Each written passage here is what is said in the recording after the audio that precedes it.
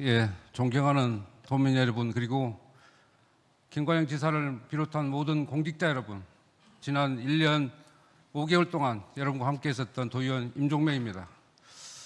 17개월 동안 여러분과 많은 대화를 하고 싶었고 동료 선배 여러분께 많은 가르침을 받고 싶었습니다. 그 결과 제가 영광스럽게도 일문일답에 도정지를 하게 되었습니다. 너무 감사의 말씀을 먼저 드리겠습니다. 저는 동학회 후에 남원 출신 임종명 의원입니다. 지금 우리는 인구 위기와 기후 위기, 산업 전환의 거대한 도전 앞에 서 있습니다. 이러한 변화 속에서 도정의 역할은 단순한 행정 집행을 넘어 도민의 삶을 지키고 미래를 준비하는 정책을 만들어야 합니다. 사회적 전환이 닥치면 가장 먼저 피해를 입는 쪽은 늘 사회적 약자였습니다. 그렇기 때문에 도정에 대한 정책의 방향은 사회적 약자를 보호하고 새로운 전환의 길에서 소외되지 않도록 정책을 만들어 나가야 합니다. 도민의 최소한의 삶을 지켜낼 수 있는 기본소득 정책 역시 더 이상 선택이 아닌 필수적 과제가 되었습니다. 인구 위기와 기후위기라는 구조적 불확실 속에서 기본소득은 단순한 복지 차원을 넘어 도민의 생존 안전망이자 지역사회의 지속 가능성을 지켜내는 대안 핵심이 될 것입니다. 이제 새 정부와 출범과 함께 민선 8기 도정 1년도 채 남지 않은 엄중한 시점에서 전국이 직면하고 있는 위기와 기회를 어떻게 대응해 나갈 것인지 도정 현안에 대해서 질문 드리고자 합니다. 그럼 질문을 시작하겠습니다. 지사님께서는 단상으로 나와 주시기 바랍니다. 예, 지사님 반갑습니다. 지사님하고 저하고 인연은 아마 선거 전에 있었고 그 이후에 17개월 만에 이루어진 것 같습니다. 사적인 모임이 있었지만 지사님 건강은 하신지요? 도정 활동이 너무 애쓰십니다. 좋습니다. 네, 건강은 감사합니다. 잃으면 모든 것을 잃는다는 동서고금에 막론하고 진리로 통하는 격언이 있습니다. 우리가 추구하는 부, 명예, 성공, 행복 등 이 모든 것은 건강이라는 토대하에 이루어질 수 있습니다. 우리가 건강을 잃고 얻을 수 있는 가치는 아무것도 없습니다. 건강하지 않으면 돈을 써서 즐길 수 있는 것도 명성을 누릴 수도 없는 것 또한 있습니다. 또한 건강을 잃으면 다시 회복하기 위해 막대한 시간과 비용을 지불해야 됩니다. 따라서 건강을 잃고 나서 후회하기보다는 건강할 때부터 관리하고 지키는 것이 가장 중요합니다. 마찬가지로 지금의 기후 전환을 극복하지 못한다면 그 어떤 정책도 그 어떤 성과도 무의미합니다. 따라서 지금 우리의 최우선 과제는 기후 대응이라 생각합니다. 지사님, 기후위기는 전 세계적 도전 과제이며 도민의 생존이 걸린 중대한 문제이기도 합니다. 지난 주말 극한 폭우로 수많은 경작지가 침수되고 하천이 범람하는 등 이미 도민의 생계와 생존을 위협하고 있습니다. 기후위기는 기다려주지 않았습니다. 지금 우리가 행동하지 않으면 머지않아 우리 손이 닿지 않는 지점에 이를 수 있습니다. 기후위기는 더 이상 먼 미래의 일이 아니기 때문입니다. 지사님, 타작물 재배 정부 정책에 따라 배수시설조차 없는 논에 콩과 밭작물을 재배한 농민들의 한숨을 들어보셨는지요? 농사를 한 통째로 잃어버리고 복구는 막막하기만 한 상황입니다. 20년 전 농사 중심으로 설계된 농업 기반 시설 속에 무분별한 쌀 정책이 맞물리면서 발생한 침수 피해는 단순한 자연재해가 아닌 명백한 인재라고 봅니다. 도는 농업 생산 기반의 불일치로 인해 재해를 입은 농가에 대한 현실적이고 직접적인 재정 지원을 확대해야 한다고 생각하는데 지사님, 확대 지원할 계획이 있으신지 묻고 싶습니다. 네, 최근에 기후 위기로 인한 심각한 피해가 있고 또 그 심각성이 대단히 크고 이것이 도민의 삶에 미치는 영향이 대단히 크다는 것을 잘 알고 있습니다. 앞으로 여러 그 피해에 대해서 최대한 그 피해액이 복구되고 도민들의 삶이 제대로 정상적으로 회복될 수 있도록 충분히 지원될 수 있도록 저희가 신경 쓰도록 하겠습니다. 지난 정부 때 2020년대 이후에 타작물 재배로 정부에서 원하는 대로 순수히 따랐던 농민들의 민심은 농작물 피해, 논에 20년 전에 그런 농업 기반 시설 쪽에 심다 보니 많은 피해가 발생하였습니다. 추후라도 어떤 정책을 입안하고 계획하고 집행할 때는 이런 부분들이 면밀히 검토하고 지역적 기반이 마련되어 있는지 이런 것도 다시 한번 검토해봤으면 좋겠습니다. 지금 지휘위기로 집중으로 배수 능력과 펌프 용량을 초과한 제기능을 다하지 못한 배수장, 또한 농경지가 초퇴되고 수리시설, 농로, 용배수로는 늘 침수 위험에 노출되어 있습니다. 침수 피해를 전혀 감당하지 못하고 있는 20년 전의 농업 기반 시설은 기후 환경에 맞게 개선하기 위해서는 지역별 지리적 특성과 기후 여건을 충분히 반영한 중앙부처와의 제도적 협의와 기존 개편이 반드시 필요합니다. 도에서는 이러한 적극적 행정을 추진한 바가 있는지, 그리고 이에 대한 지사님의 입장을 묻습니다. 네, 과거의 농업 생산과 관련된 기반 시설들이 과거 설계되고 만들어질 때의 기준이 지금 현재와 많은 차이가 나기 때문에 그런 부분들을 개선해 나가도록 중앙부처에 적극 건의하고 노력해 나가도록 하겠습니다. 논작물은 침수가 10cm 24시간 침수돼도 허용되는 기준이 있습니다. 그래서 밭작물이나 지금 같은 비닐하우스 시설이 집중되어 있는 지역에는 10cm만 잠겨도 농작물은 폐기할 수밖에 없는 상황입니다. 긴급하게 서둘러서 농기반 시설들을 다시 한번 점검해 봤으면 좋겠다는 말씀을 드립니다. 또한 축산도 마찬가지입니다. 폭염과 한파로 가축은 대량 폐사와 이상고온으로 가축 전염병 확산이 위험이 증가되고 기후 이상으로 국제 곡물 가격 상승으로 겹쳐 생산성 저하를 이어지고 있습니다. 또한 어려움에 처해 있는 원예사업 또한 비가림 시설과 타격 보온 덮개 없으면 한 발자국도 나갈 수 없는 상황입니다. 지사님께서는 기후기로 농업축산 산업 전반에 대한 피해와 위기를 인지하고 계신지 엽습니다.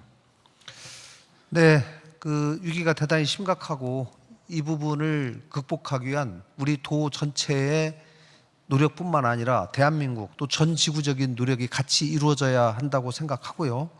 우선 저희가 할 수 있는 일이 뭐가 있는지를 좀 더 집중해서 먼저 할 일을 해야 한다고 생각합니다. 기후위기 대응은 환경과 농업만의 문제가 아닙니다. 환경, 농업, 산업, 축산 등 도정 전반을 아우르는 컨트롤 타워가 필요합니다. 알리백 관련해서는 전담팀 신설 2명, 피지컬 레이너 3명을 충원하면서 민해 산업국은 적극적으로 대응하고 있습니다. 정작 도민의 생존이 달린 기후위기 관련 조직은 탄소 중립 정책과 인력 고작 26명입니다. 농업 생산과 TF팀은 3명이 있다고 합니다. 과연 이 인원으로 기후위기 대응을 총괄할 수 있다고 보십니까? 산업에서는 인력을 충원하면서 기후위기 대응에는 소극적인 것이 과연 균형 잡힌 방향이라고 할 수 있겠습니다. 기후위기 대응을 위한 조직, 인력, 체계 어떻게 강화해 나갈 것인지 지사님의 분명한 입장을 밝혀주시기 바랍니다. 네, 현재의 기후위기 대응을 위한 컨트롤 타워가 앞으로 필요하다는 의원님 말씀에 공감을 하고요. 현재는 도에서는 탄소중립 정책과에서 총괄을 하지만 그 외에 산업, 주택, 농축산, 수송 등 여러 분야의 관련 부서들과 협업 체계를 구축하고 있습니다. 특히 컨트롤 타워가 갖는 영향력이 다소간에 부족할 수도 있겠다라고 하는 점을 보완하기 위해서 탄소중립 녹색성장위원회, 탄소중립지원센터를 운영하면서 또 보완을 해 나가고 있습니다. 특히 새 정부에서 정부 조직 개편을 통해서 기후에너지부를 지금 신설하기로 되어 있기 때문에 최근 발표가 났기 때문에 정부 조직 개편이 이루어지면 이와 연계해서 우리 도의 기후 대응 정책에 만든 조직과 인력을 어떻게 늘려나갈지에 관해서 적극적으로 검토해 나가도록 하겠습니다.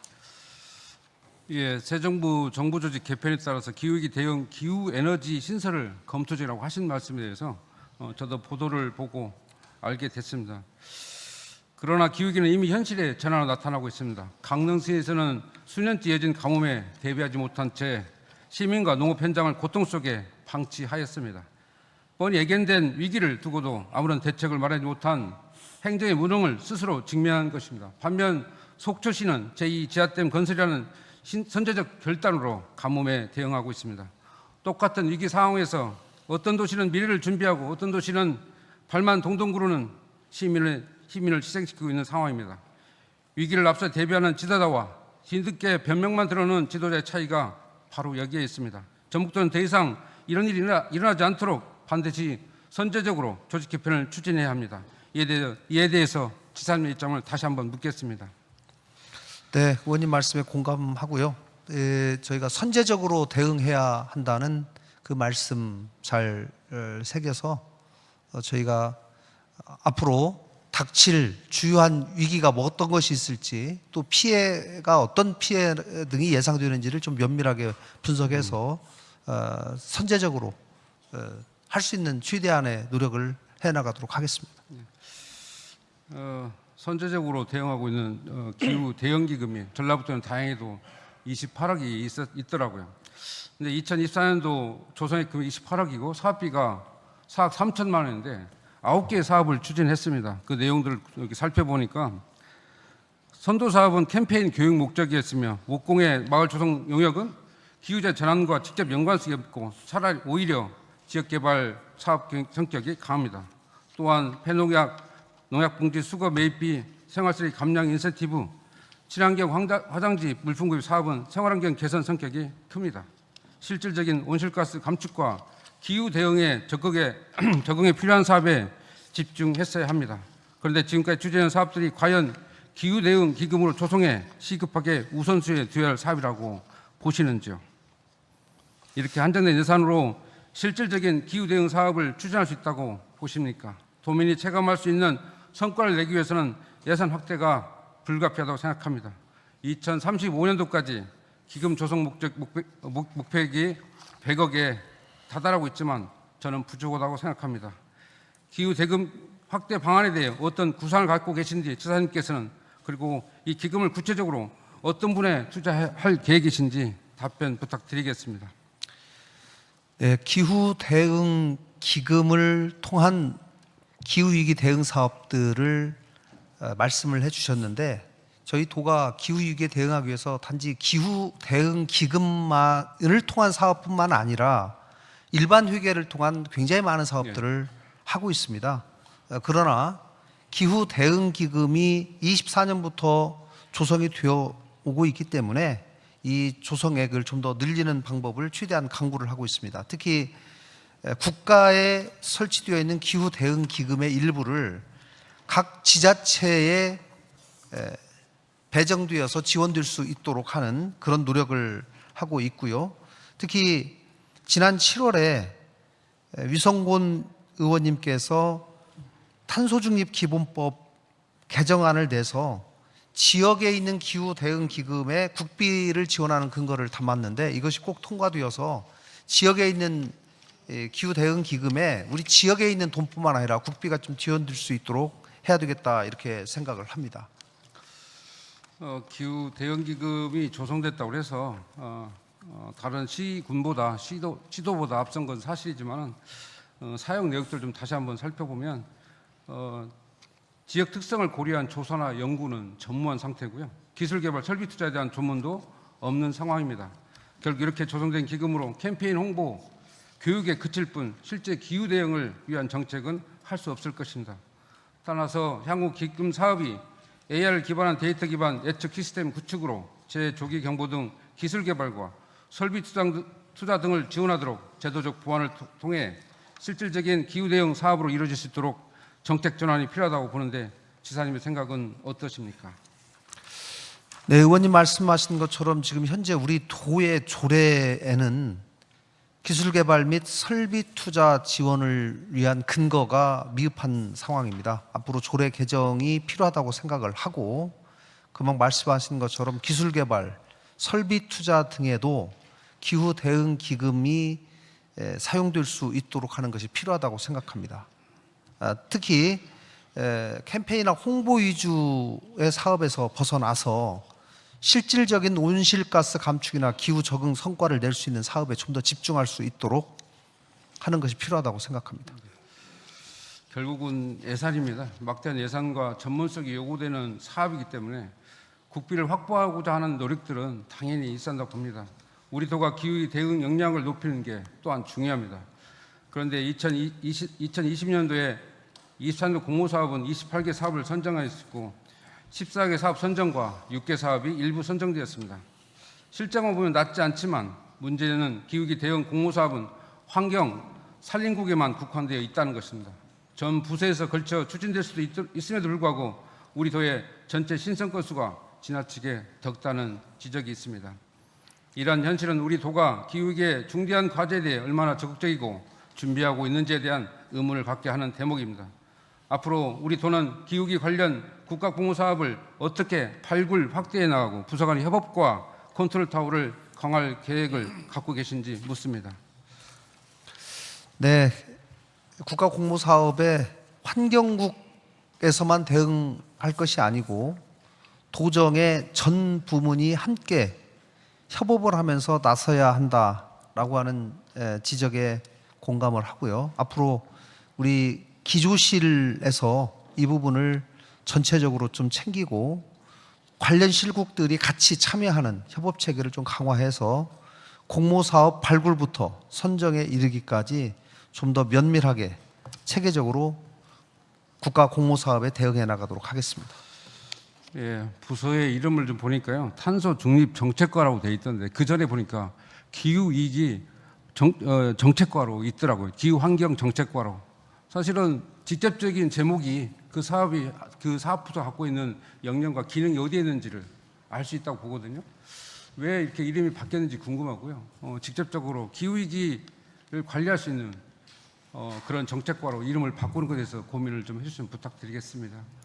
탄소 네. 중립이란 게 제가 담당자 만나보니 사실도 자기들이 약간 일을 찾아낼 수 없다는 얘기를 하더라고요. 그래서 그런 명칭도 조직을 개편하면서 고민해봤으면 좋겠다는 말씀을 드리겠습니다. 네, 알겠습니다. 네. 예, 지금 기후위기는 이제 우리의 생존이 달린 문제입니다. 기후위기 대응은 조직과 정책이 제대로 뒷받침될 때 가능하다고 생각합니다. 보다 실질적인 대응책 마련을 당부드리겠습니다. 전북도가 선제적으로 구조적 전환을 이루어 도민의 안전과 삶을 지켜내길 촉구합니다. 다음 질문입니다. 기본소득 관련돼서 말씀드리겠습니다. 지사님, 오늘날 우리 사회는 단순한 생존을 넘어서 모든 도민이 누구나 인간다움을 살 수 있는 기본사회를 만들어 가야만 합니다. 기본사회는 소득뿐만 아니라 주거, 의료, 교육, 노동 등과 같은 삶의 기본 조건을 사회가 책임지고 보장하는 것입니다. 이러한 기본사회를 실현하기 위한 여러 제도적 장치 가운데 하나가 기본소득입니다. 기본소득은 모든 도민에게 조건 없이 정기적으로 지급되는 현금소득으로 지역 불평등을 완화하고 지역 격차를 줄이며 최소한의 경제적 기반을 보장하는 핵심 수단이 될 수 있습니다.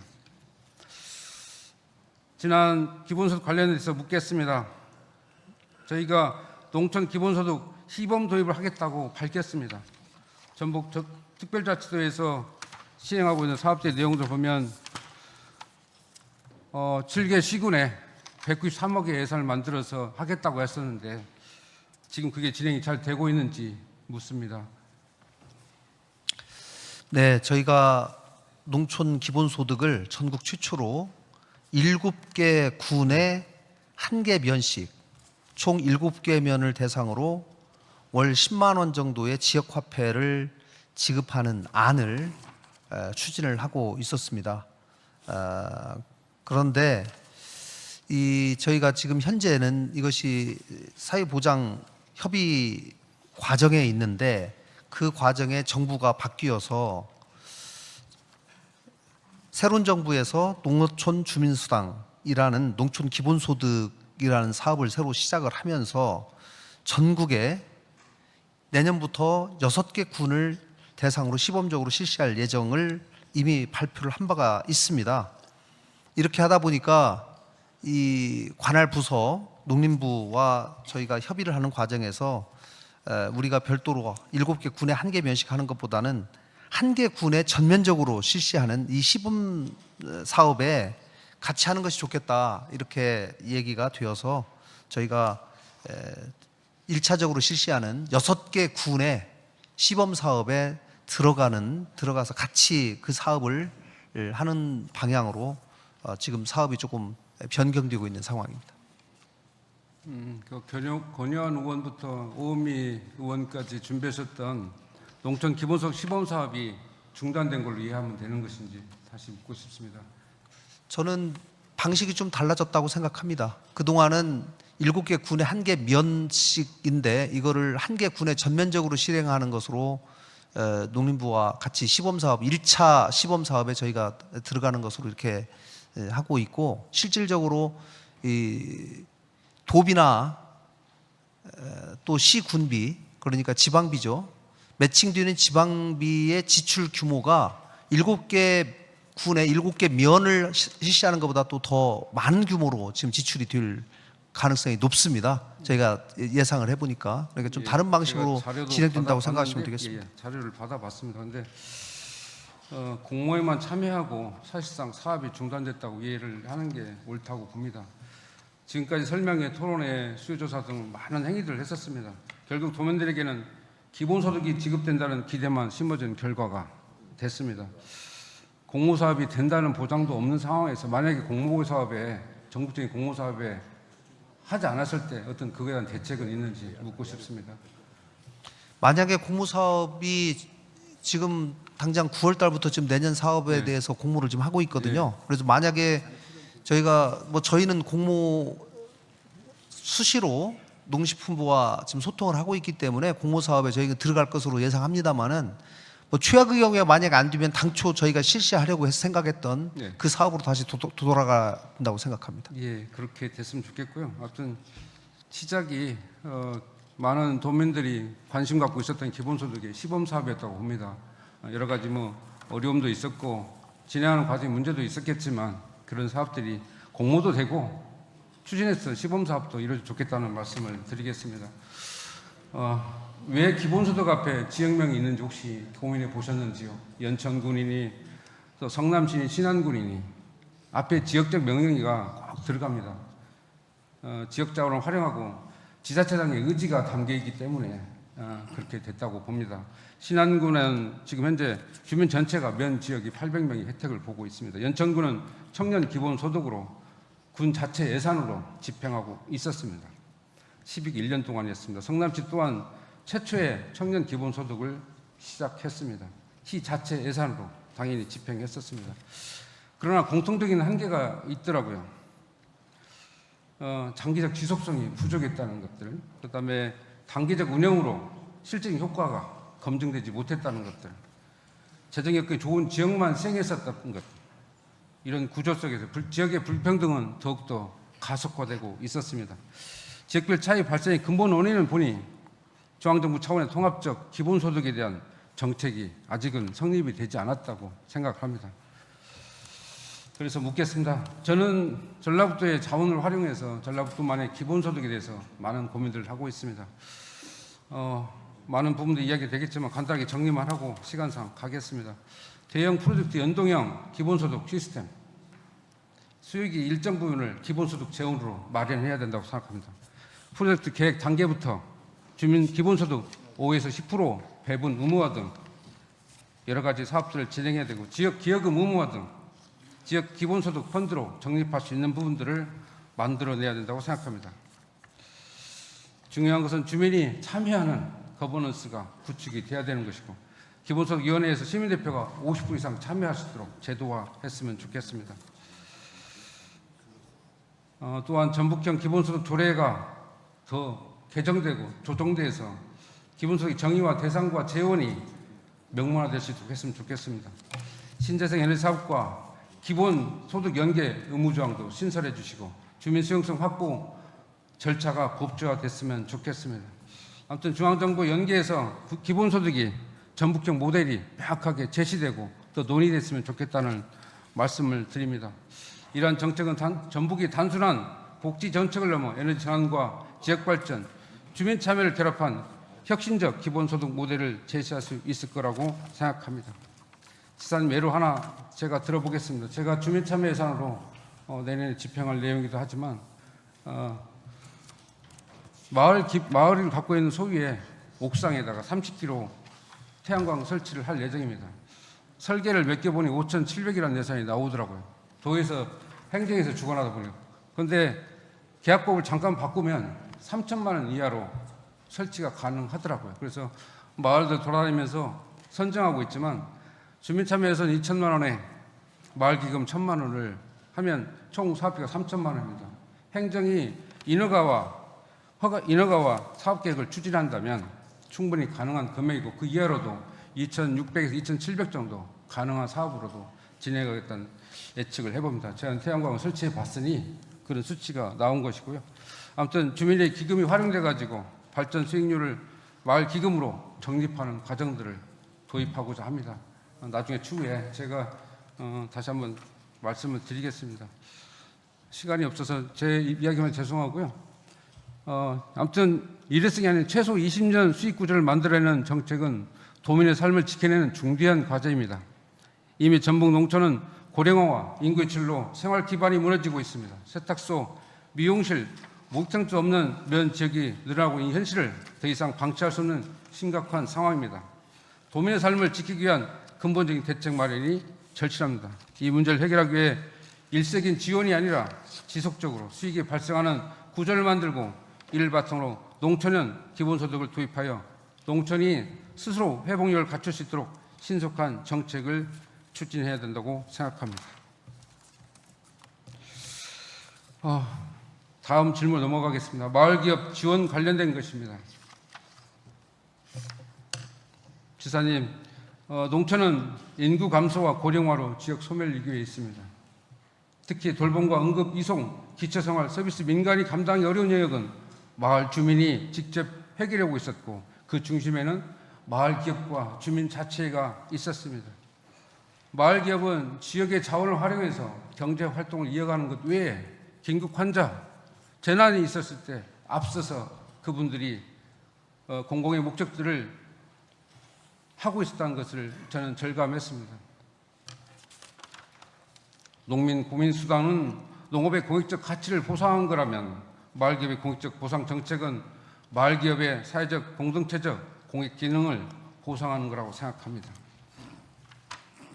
하지만 전북은 120개 마을기업이 있지만 마을기업의 지원은 여전히 부족한 상태입니다. 더군다나 얼마 되지 않은 예산은 2022년도 20억에서 올해는 17억으로 축소되기까지 했습니다. 전북자치도가 농업의 공익적 가치를 인정한 것처럼 마을기업도 공익적 가치가 분명히 존재합니다. 마을기업에 대한 실질적 지원을 위한 방안을 마련할 의지가 있으십니까? 또한 마을기업이 없는 소규모 마을에게는 지원 방안이 무엇인지 묻고 싶습니다.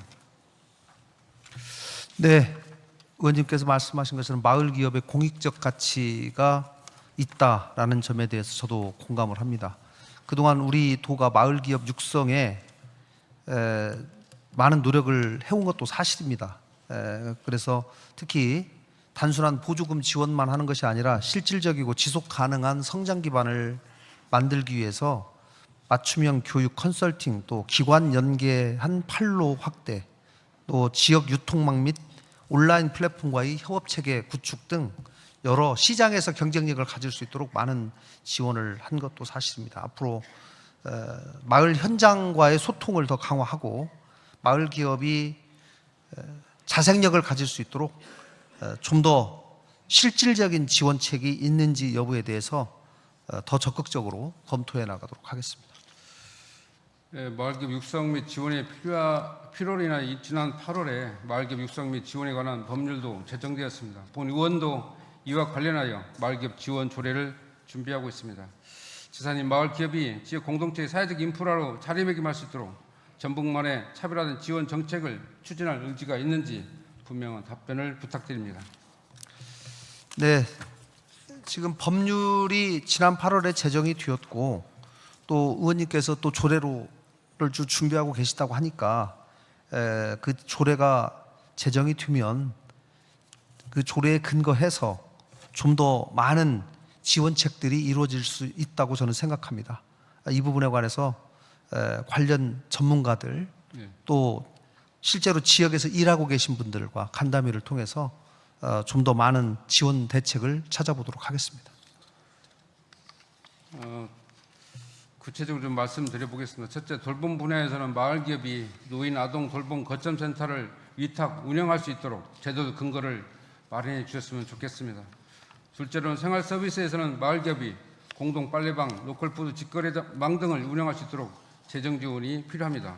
이와 같이 공익적 활동에 대한 성과 보상 체계까지 마련해야 농촌경제 사회 서비스업의 실효성이 확보될 거라고 생각합니다. 지사님께서는 어떻게 생각하고 계십니까? 네, 의원님께서 각 분야에 좀 구체적인 예를 들어서 이렇게 말씀을 해주셨기 때문에 그런 여러 가지 서비스들이 가능한지 여부를 좀 더 저희가 적극적으로 검토해 보도록 하겠습니다. 다만 이제 이런 뭐 마을 택시나 공공형 버스 같은 거를 마을 기업이 운영하기 위해서는 지금 현재 뭐 운송사업법 등 여러 법에 대한 좀 서로 갈등이 약간 상충되는 부분이 있기 때문에 이런 부분들을 슬기롭게 잘 해결해 나갈 수 있는 방법도 한번 찾아보도록 하겠습니다. 예, 아무튼 지역에서 답을 찾고요. 소통을 통해서 제도화될 수 있도록 그에 따른 예산도 수반될 수 있도록 많은 고민을 부탁드리겠습니다. 우리 농촌에 취약한 사회 서비스 전달 체계를 보완해 준 주체가 바로 마을 기업이었습니다. 이제는 단순한 경제 주체가 아니라 농업경제 사회 서비스업이 규정하는 지역 공동체 기반 서비스의 핵심 주체로 제도적으로 자리매김해야만 합니다. 따라서 전북이 선도적으로 마을 기업을 제도 속에서 명확히 하여 공익적 활동에 대한 성과 보상 체계까지 마련하여 농촌 서비스 공동체로 육성하도록 돌봄과 생활 서비스까지 책임지는 도민 체감형 정책으로 발전시켜 나가주기를 부탁 말씀드리겠습니다. 다음은 기업 투자 보조금 관련된 질문을 하겠습니다. 전북은 기업 및 투자 유치 지원 조례를 통해 국내 기업 지원을 하고 있습니다. 전북이 기업 유치를 통해 경제 활성화를 도모하는 것은 필요하지만 이렇게 지원받은 일부 기업이 정작 내부적으로는 심각한 노사 갈등을 일으키고 있습니다. 지사님께 묻겠습니다. 도비로 지원 혜택을 받은 기업에서 노조 문제가 발생할 경우 또는 어떤 관리 감독을 하고 계십니까?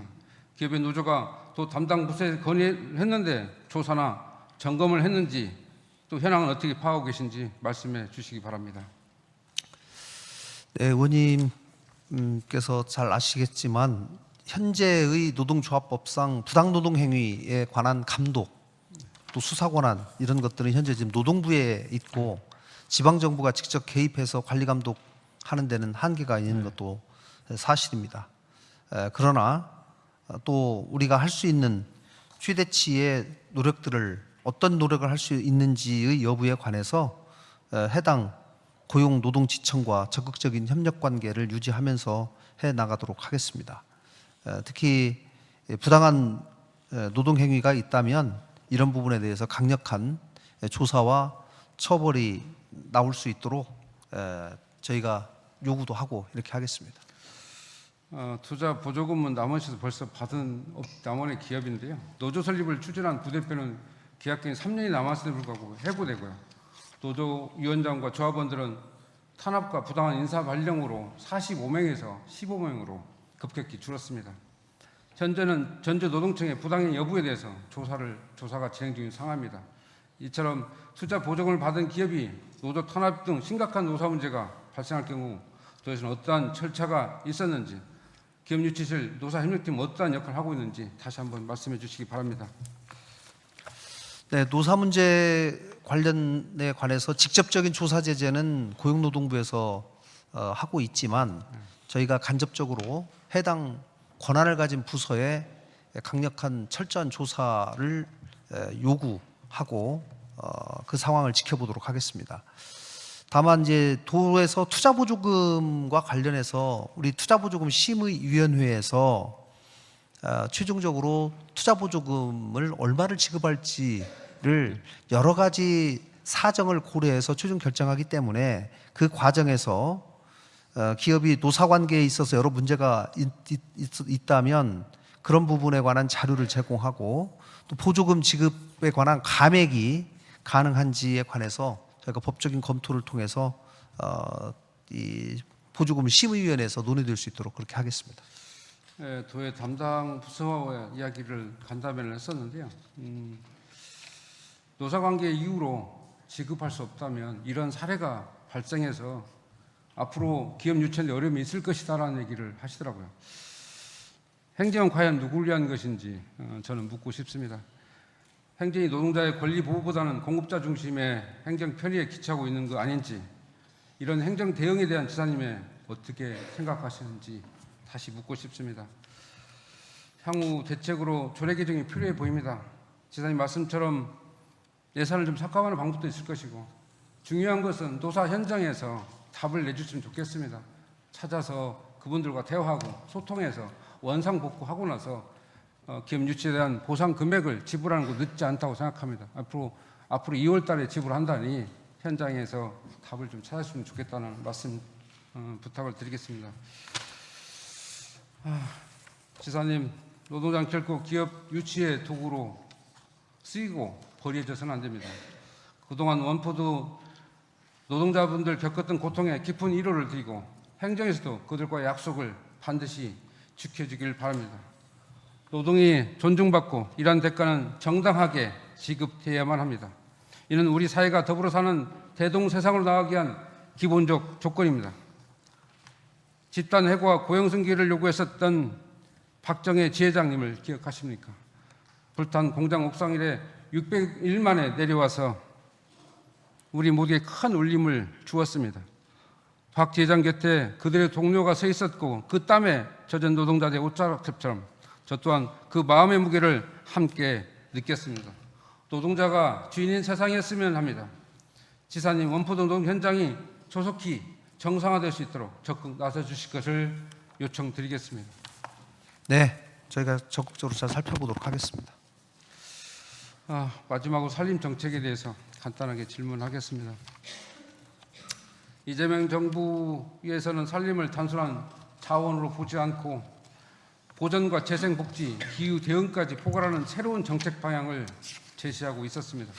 도시와 농촌, 산간 지역의 산림을 체계적으로 보호하고 생태계 건강을 유지하기 위한 보전 사업을 강화하겠다는 입장인데, 우리 도의 산림 정책은 이러한 변화에 어떻게 준비하고 계신지 답변 부탁드리겠습니다. 네, 당연히 도는 새로운 정부의 산림 정책의 방향 전환에 대해서 같이 방향을 맞추고 거기에 대응하는 여러 정책들을 같이 추진하는 것이 맞다라고 생각합니다. 앞으로도 정부 정책의 방향에 맞는 도의 산림 정책을 추진해 나가도록 하겠습니다. 산림은 지역에 따라 특성이 크게 다릅니다. 예를 들어서 경기도의 관광 휴양 산림과 전북의 산림은 지형, 기후, 생태계가 같을 수가 없습니다. 그럼에도 불구하고 정부의 정책만을 일률적으로 따라간다면 전북 산림의 현실과 도민의 요구를 제대로 반영할 수 없을 것입니다. 전북의 지역 특성을 반영한 전북형 산림 정책은 어떤 구상을 하고 계신지 간단하게 말씀해 주시기 바랍니다. 네, 그 전북이 가지고 있는 여러 가지 특성을 고려해서 저희 전북 특별법의 특례로 이미 반영이 되어 있는 산악관광진흥지구나 산림복지지구의 지정을 통해서 타 지역과 차별화된 산림 정책을 펴나갈 수 있다고 생각합니다. 전북의 산림은 54%가 넘습니다. 그러나 임가의 평균 소득은 농가 소득을 따라가지 못하고 있는 상황입니다. 임업인의 소득 향상을 위해 도 차원에서 어떤 대책이 있는지 말씀해 주시기 바라며, 청년 유입을 위한 정책과 성과는 무엇인지 간단하게 말씀해 주시기 바랍니다. 네, 임업에 관해서 임업인들의 소득 향상을 위해서 저희가 좀 더 산림복지지구를 지정하고, 특히 올해 2월에 산림소득을 현재 약 4,600만 원 정도 수준에서 2030년까지 약 6천만 원 정도로 높일 수 있는 산림소득 지원사업 추진 로드맵을 저희가 올 2월에 발표를 하고, 그 로드맵에 따라서 여러 대책들을 지금 세우고 있다는 말씀을 드립니다. 좋은 또 정책이 있으면 말씀해 주시면 또 대책에 추가로 반영하도록 하겠습니다. 예, 지사님 감사합니다. 마지막으로 산림은 기후위기 대응, 지역경제 활성화, 생태관광, 주민의 삶의 제고 등 다양한 가능성을 품고 있습니다. 지역이 주도하는 산림정책 수립과 실행이 곧 지역의 지속가능한 미래를 여는 길이 될 것이라고 생각합니다. 이상 질문을 마치겠습니다. 지사님 수고하셨습니다.